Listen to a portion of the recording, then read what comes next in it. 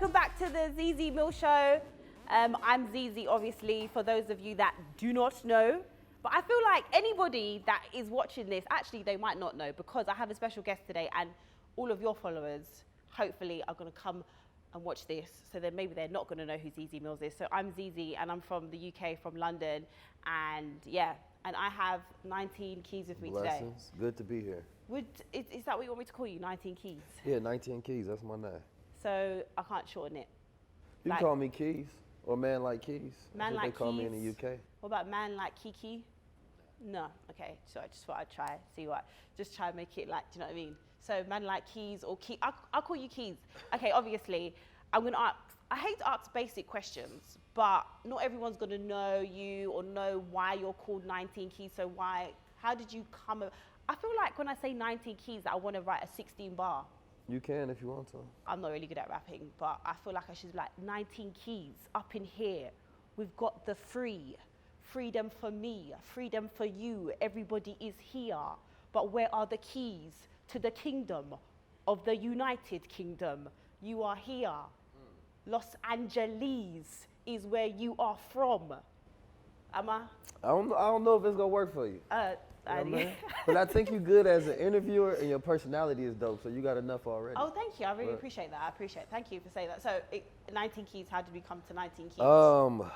The story as I tell it, I was first impressioned by a man named Masterful Art Muhammad. He was the founder of the Nation of Islam in North America, and he had a quote that said there's 17 million original people. This is in the time of the 30s, and he said there's 2 million Indians, and he said that represents the 19 million rusty locked minds. And there's 19 million well-oiled keys. Keys an interchangeable word for chi, or energy or knowledge in the mind to enlighten the people so they can be restored to their once lost found position as original people on the planet Earth. So what I do is I give the keys to the people, those people who don't have knowledge in their life, don't have a person to tell them who they are. I give them to tap in. I feel like I should click after that. I think everyone should click in the studio. It's brilliant. You were talking so fast there. I was trying to catch on, but I understood what you were saying. And how old are you, if you don't mind me asking? I'm young. You're young? Yeah. Are you 19? Yes. 19 is the smallest number that represents all numbers. So when you say 19, like the 1 is the single smallest digit number, 9 is the highest single digit number. So for me, when I say, if I was to say I was 19 for real, that just represents that like I'm always on that frequency. Because I feel like you look really young, but obviously you're very knowledgeable. Okay, so you've come to the UK. This is your second time, right, in the UK? No, this is my first time. Oh, this is the first time? I thought I saw something before where it was like a year ago. No? Okay, maybe that was me just imagining something. So it's your first time here, and how are you finding it? I love it. I mean, you know, I just go where the love is, so I tap in wherever I'm at. I mean, you came at like a pretty shitty time with the weather and everything. Should have come like I live summer. in LA, so I didn't come for the weather. Yeah, this is I used to live in LA. Yeah. 6 months, I lived there. I thought I found the love of my life. Okay. But it wasn't the love of my life. Okay, didn't work out. He's now like practically married. Okay. It was his birthday yesterday. Okay. I tried to call him, but he didn't pick up the phone. Okay. You know, it gets like that sometimes. Don't do that next year. Huh? Don't do that next year. Don't call him again? Nah, just let it be. I feel like we were soulmates though. Do you think you can be soulmates to somebody that's now with someone else? I mean, there's billions of people on the planet Earth. I think you can have more than one soulmate. You know what I mean? So I think you get an opportunity to do it again, and sometimes you can meet the right person at the wrong time. You know what I mean? Because sometimes you can prepare the person for the right person. Right. So it's not. Yeah, but then that's not fair though. I don't think life is built off fair. You know so what I mean? I should basically put this seed in the soul, water it, and then let someone else come and get my flower. Well, that shouldn't be the intention. The intention is that, you know what I mean, you sow the seed and you get to enjoy the fruits of your labor. But that's not always the way it works. You know what I mean? Sometimes you can be out of season, right? So the goal ultimately with any relationship is to get into something that's going to be reciprocal. But oftentimes that person you can get with may not be in that state, that maturity yet to learn the lessons, to learn how to love somebody the correct way. So you may prepare them for the next person that they get with. And then it may be the right timing for them, or when you do feel like y'all can reach back again, it's just too much has happened in between to where y'all still the right people, but y'all have been through experiences to change who y'all were. So you talk about a lot on relationships. I've looked at your stuff. You talk about relationships. You talk about a plethora of stuff. But what would you say your main thing is that you like to talk about? Is just shifting your mindset. You know what I mean? Your ability to tap into that inner God, that higher consciousness at all times. Like there's a version of you that's smarter, that's healthier, that has a better relationship, that has more money, and like how do you tap into that part of yourself, right? To exact all of those things that's yours. But do you think it's a bit unrealistic to always have this kind of positive, we are kings, we are queens kind of outlook on life? Because life is hard. Life is very hard. And sometimes, you know, I might come across other people that I follow, like yourself, and sometimes I might just think, oh, just give it a rest. Like, seriously, just give it a rest because I'm going through some shit, and people like you always seem so positive all the time. Positive people are only positive because they're strong, right? Not because they go through life and it's easy.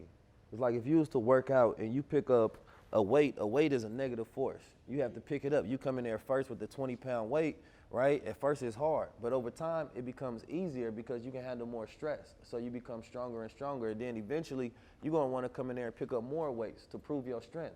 So positive people are individuals who go through a lot, but they positive muscles have grown so much. I've been through a lot more than the average person. So it's like, I can deal with the small stresses in life. And I also know how to transmute that energy for something positive. But, you know, the realistic road is the one that you travel when you want to get to mediocrity. You know what I mean? There's a realistic positivity is that if I see something negative, I'm going to look at it as negative. Positive and negative is what charges a battery up, right? So that's necessities for life. But at the same time, it depends on whether you want to grow the negative in life or do you want to grow the positive. I can just get in a car accident, but will I stress over it? Can I change and reverse time? No. So let me focus on the present thing that I can change. So for me, being positive is very realistic for a human being because you got to still be alive. You got to still go into the next moment. So why live in the past stressing yourself out about something you can't change? Do you have like maybe 3 steps or 3 things that you would tell? Because sometimes I get anxious. Like I get really bad, not really bad anxiety, but I'm a bit like, oh my God, loads of things going through my mind. Yeah. What would you say to me, or what coping mechanisms would you give to somebody? I mean, you know, I wrote a book called Paradigm Keys. It's solution-based mind reprogramming. And one of it is like, a real big thing, of course, is changing language, but just an active thing that people can do that I do is I meditate, you know. I think the way you start your day is the way you go finish it. Like when you win that time when you rise up in the morning, you have to excite yourself to gonna have a great day. I don't believe you can have bad days. I think you have a bad mind, which means you have a bad reaction to things that happen within your day, right? Something can happen to me and I can see it in a different light than you saw it. I can look for all of the positive, all of the wisdom, all of the strength. But when I meditate, it's more so about me observing my own emotions. Because people are driven by what they feel. That's what produces the will to excite you to start doing shit. So for me, it's more so about, I can be angry, but then I'm gonna step back and observe myself like, nah, I'm not gonna act out that anger though. You know what I mean? I wanna have self-control over myself. So the question is always, do you wanna control yourself? Or do you wanna allow yourself to be driven by your emotions? You're supposed to rise above emotions. So the way you do that is you rationalize with it. That's really hard though. I never said it was easy. Like, people want stuff too easy. That ain't the goal. Yeah, but I mean, sometimes I like being emotional. Sometimes I like just being like, fuck you. You know, you want to let it all out. Sorry, I swear a lot. No, do you swear okay. a lot? Nah. You don't seem like the type of person that swears a lot. You seem like you're very just... Oh, don't let me fool you though. Oh, okay, right. Sometimes I like to, I don't know if it's healthy, maybe you'll tell me that it's not. I like to kind of like indulge in my emotions. I think it's good to cry. I think it's good to be angry. I think sometimes it is good to react because I feel like when you kind of suppress all of that stuff, that's when eventually you're just gonna explode. Well, you know, suppression causes depression, so you have to find a way to express it, but not to overindulge in anything, because then it starts to control you and you don't have control over it. And so people try to find an escape in their emotions, right, to get them through the hard times instead of creating the good times. So for me, I don't want to be actively depressed, crying, sorrow, and out of control. I want to have, like, I wake up, I'm a pretty generally happy person in anything that I do. I believe life is about the journey, and only destination in life is death. So I just enjoy everything as it goes, but I also cultivate a mood of excitement with what I do. I cultivate a mood of confidence. The average person know of, you heard of the law of attraction, right? Right, yeah. So everybody know of this law. To me, that's the cutest law in the universe. Everybody think you can just think something and it all comes to you because you think positive. But then there's also, you know, the law of work, the law of confidence, the law, all of these different things that you have to cultivate to where you can be that type of person that's consistent, right? Why would you want to have one day where your mood is great and then the next day it fluctuates and goes down? That means that, for one, it could be something that you're eating. It can be your environment, the things that you're watching, reading, listening to. So we have to learn how to audit our environments. If our environment is not making us connect to our higher selves, then we should change the things that we listen to, change the things that we read to. Like, the exploration of self-knowledge allows you to obtain power over yourself. The only reason I read or listen to anything is so that I can learn more about myself. Because then it's going to allow me to know, why did I interact with that way? Why did I get angry at that? Why did that trigger me? So what do you consider yourself pro-black? I'm going to explain my definition of black first.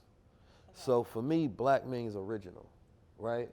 Black meaning original, and original being that connection to our essence and our nature. So if I see a black person, it ain't even just about your skin, it's about the color of your mind. Because we can be in a room full of black people and have an ultimate classification of diversity, because that's where it starts. So I am pro-black mind, right? And the person that has a black mind is one who's connected to their nature, and our nature ultimately, just like a baby, is to be righteous, to be good. So when you're talking about a person that's actively working to be good, right, then that's what I rock with. So what do you think the current state of black people is at the moment? Well, that's a big question for all black people. Well, I mean, generally speaking, like, how do you, not that we should care how the white person sees us, but how do you think the outside world sees us now as black people? Do you think they see us as something positive, or do you think at the moment we're just like indulging in negative music, negative stereotypes? What's your view? I think when you're talking about the collective diaspora, it depends. American views, UK views, and things of that nature is that black people are the most powerful, genius, inventive, creative people on this planet Earth. And everybody else sources us for their energy, their spirit, their wisdom, and their connectivity to a higher source. So I believe that in one spectrum, it depends on how you're looking at it. Because if you look at the history of black people and you connect it to like Egyptians, we have invented more stuff than they have. We're extremely great. If you're looking at it through a social lens of an economic paradigm, then I'm like, okay, well, y'all ain't got no money though. And the reason that is because we still haven't learned how to unify and show examples of unity. We allow everybody else to disrupt us instead of us having a conversation together to figure out how we can build. But do you feel like, so at the moment there's this thing that keeps happening in the UK, just because you talked about us coming together, this thing that keeps happening in the UK where, like, what happens in the US as well, I'm guessing, but old tweets come up of black men disrespecting black women. Old tweets. Old tweets. Maybe like 7 years ago or whatever, 5 years ago, old tweets where black men are disrespecting black women. And there's no sort of accountability. And to me, that's when I always see the separation between black men and black women, that there's no unity, that it's like we can't ever come to some sort of agreement. I can never say to you as a black woman, this is how you make me feel, without not you personally, but without a black man getting defensive, and vice versa. A black man can't say to a black woman, this is how you make me feel, without us getting defensive. Do you think that this us coming together will ever happen? Or is it always going to be like we're at each other's throats? It definitely won't always be, and it hasn't always been. Like this, you got to look at also, the timeline that we talking about is very small in the history of the world. Right, so we looking at a micro of our lives and we placing that on the timeline of everywhere. Like there's been hundreds and thousands of years of black men and black women have got along. So when I ultimately always go to the root, like when I talk about a person attaching back to their nature, masculine and feminine energy is what's gonna make us win. So the focus should be black family, that's what matters, right? Do you think there's an agenda at the moment I know there's an agenda. To eradicate the black family? Absolutely, we've seen it in America, we see it out here. In America, it's through feminism, right? And here as well. Yeah, so out here, more of the old tweets that a black person would get in trouble for is tweets about gay. And so out here, you're saying it's tweets about women. I believe if you look at who's in the middle of black men and black women having a conversation, and you look at the agendas that have risen, that have power, like the LGBT community has a lot of power. right? Because they can present their agenda and they can work it to make sure that every list on the item gets done. They push themselves in politics and education and entertainment, and they work it and they can change the paradigm. Right now, you have the intersectionality of the women's rights movement across the planet Earth, right? But what's left out of both of those agendas is the black man.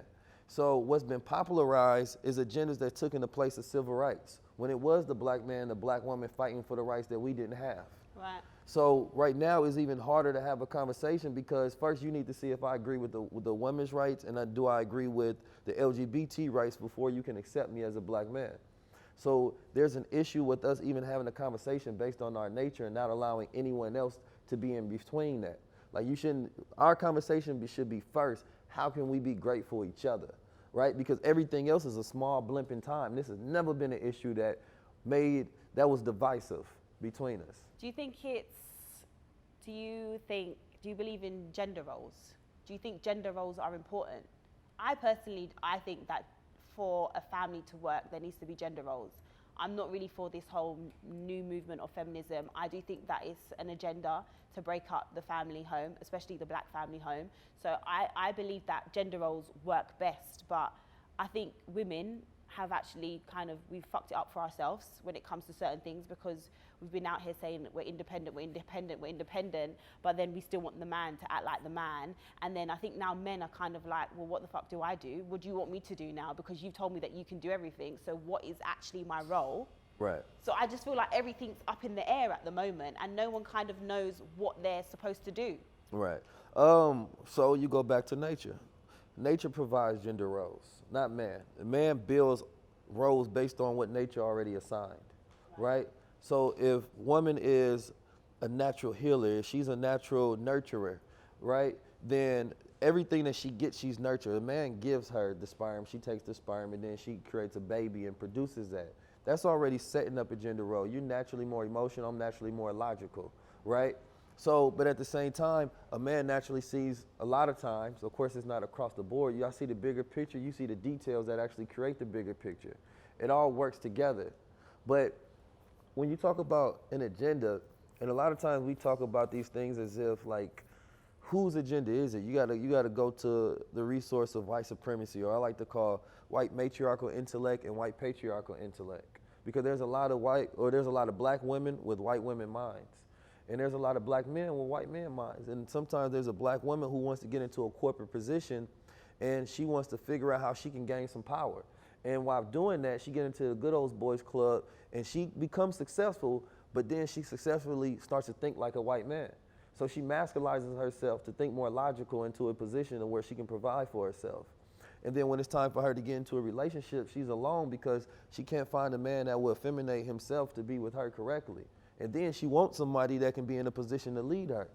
But then she put herself in such a position that she's no longer feminine, but she's a feminist. So the goal is to go back to the nature of what does it mean to be feminine? What does it mean to be masculine? We hear a lot of conversation about toxic masculinity. Well, everything has its polar opposite. So what is toxic femininity, right? So one of the biggest issues is that the effeminization of the man doesn't allow him to cultivate himself into the role that he needs to protect and provide for a woman. I was just talking about this the other day, that black men have the responsibility of making themselves so impressive to the black woman that she doesn't even allow her to think of any other options. Like he produces himself in such a manner and presents himself in such a light to where she compare you to anybody else, there's nothing, right? It's so, when you think about that. A lot of men don't want to do that anymore, you know. You said what? Men don't want to do that anymore. Well, males don't want to do that. There's a difference between being a male and being a man. A male, you're talking about a person's sex. A man, you're talking about a person that has a constitution and a character to build themselves up, to become that particular thing, to be that provider, that producer, that things of that nature. But society has messed us up because we don't know what our nature is anymore. We watch it from entertainment shows, TV, all of those different things, and that's where we get our examples. Like in America, black women are fed this idea, of course, that a man is supposed to provide, right? And he's supposed to do this, that, and the third. But you already know how society has set up the situation. So when she goes in, she say, you know what, I want to provide, you ain't providing shit. So it stresses this same person out. So where he doesn't even see a reason to provide for someone who won't appreciate it. Because now she wants the car, she wants the Gucci bag, she wants all of these extravagant things, but she's not willing to help him produce that.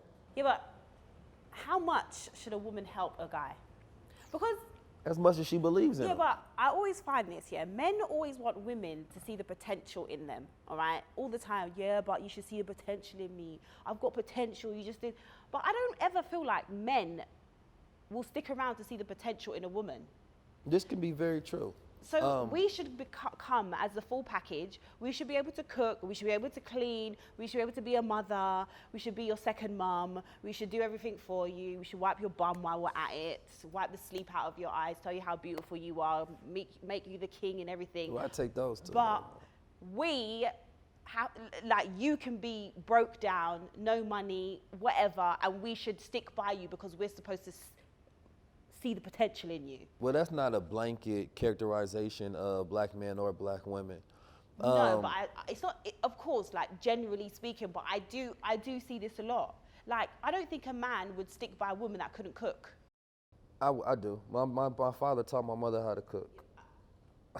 She couldn't cook eggs, he said, when he met her. Yeah, but I know, but genuinely speaking, I think a lot of men would not be with a woman that couldn't cook, but I'm supposed to stick with a man. I would actually say that might be something in the UK, because I don't think women in the US generally even cook anymore like that. Like I said, a lot of the feminine aspects of a woman has been lost. This is like what the feminist movement is kind of like fighting for, is that women don't have to do those things attached to, right, what it means to be a woman anymore, as far as like being a cook and things of that nature. And so it's like, now the man wants to be the guy who just has the money so he can get the woman. So all she got to do is be pretty. That's kind of like where the disconnect of our millennial generation is. Yeah. So it's not even like we're even looking for those divine things that's attached to our nature anymore. We looking what society is curating to make us look good with each other instead of make us actually good for each other. Yeah. And those are big, big issues. So just because we've got to wrap up, because it's always so quick, I've actually really enjoyed talking to you. Hence why I haven't really spoken that much. And if you watch my stuff, I talk a lot, but I haven't this today.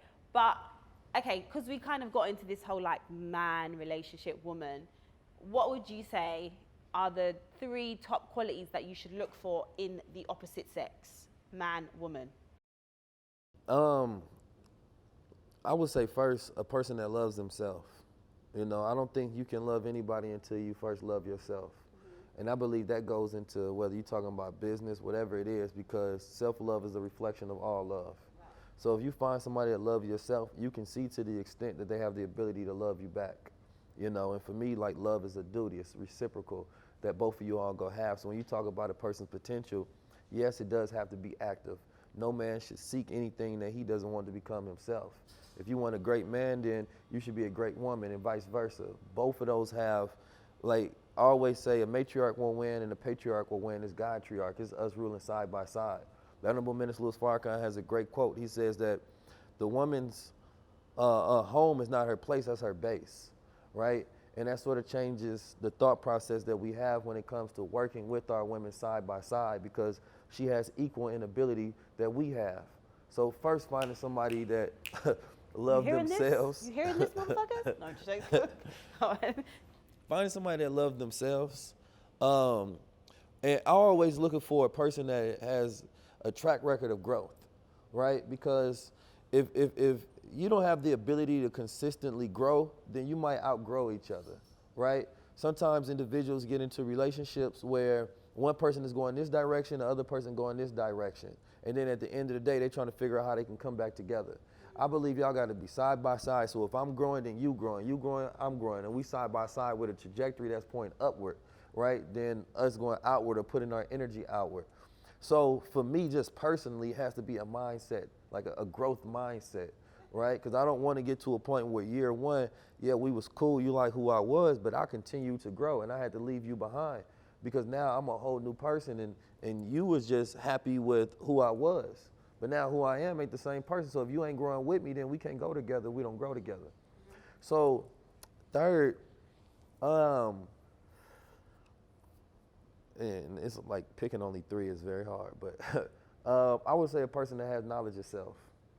right? A person that loves themselves, they study themselves, they study their people, their culture, their history, they want to enrich themselves in those things, because that really gets to the depth of a person's character, right? If you're just looking for a person that's aesthetically pleasing, right, that just looks good on the outside, but doesn't look great spiritually, doesn't look great mentally, right, doesn't look great in any other aspect. And most people are always trying to build the outside version of themselves because they have nothing inside to show. Right. So you also got to stop looking at what a person looks like and try to figure out who they are. Those are two different things. But we always want to know, what do you do? But barely ever we ask, who are you? Click, click, click, click, click. So we have to round up now. But explain to me quickly what this is the Crown, and where people can find them, and where people can find you, and how they can follow you and follow your journey, etc., etc. So you can find me at 19 Keys, 19_KEYS. The crowns, they're symbols of your higher mind. So I always tell people, when you see me wearing a crown, it's reminding me of my higher self. And I'm always wearing it. I'm not saying I'm perfect, but I'm always striving. So even if I'm doing something I'm not supposed to be doing, I have to tap back in, like, wait a minute, I got my crown on. And a crown is just aesthetic. Like, you already crowned. I'm just putting it on to show you what's already there, because we need reminders in our environment, because nothing in our environment reminds us of our nature, and our nature is stronger than our environment. So we have to design the world that we want to see, so it changes the interaction that we have even with ourselves. So if you see somebody wearing a crown, it means, oh, they done tapped in. They must have some knowledge of self. They must be tapping into some of the keys or something, but it's universal symbols of cosmic intelligence. So you got the #1 luxury enlightenment brand in the world, you know what I mean? And we bang it righteously. I liked when you said that when you wear it, it stops you from doing things that you shouldn't do. So when I get a boyfriend, I'm going to make him wear that, and hopefully he's not going to end up cheating on me. Well, don't blame me if he does. You know what I'm talking about? Okay, guys, you know what to do. Disclaimer. Like, subscribe, tell your friends, tell your mum. I think this is actually one that my mum is going to like. Like, my mum's going to like this one, because we didn't talk about sex or anything like that. Usually every episode there's some sort of sexual talk in there, do you know what I mean? But this was righteous, holy talk, and I'm quite proud of myself. So guys, you know what to do. Thank you so much for coming on. Thank you for having me. Thank you for taking time out of your trip while you was here in London, UK, to come on the Zeze Millz show. Thank you. Blessings. Gang, gang.